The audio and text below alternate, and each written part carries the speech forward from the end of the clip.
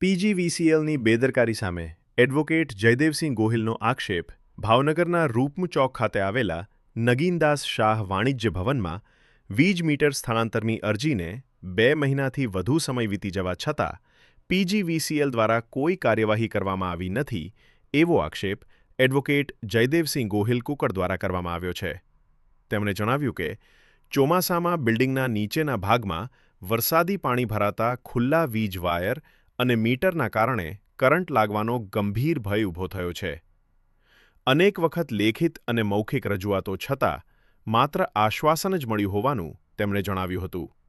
Advocate ગોહિલે પીજીવીસીએલના ઉચ્ચ અધિકારીઓને તાત્કાલિક સ્થળનું નિરીક્ષણ કરીને મીટરનું સ્થળાંતર કરવા તેમજ જોખમી વાયરિંગને સુરક્ષિત બનાવી સંભવિત અકસ્માત અટકાવવા તાત્કાલિક કાર્યવાહી કરવાની માંગ કરી છે.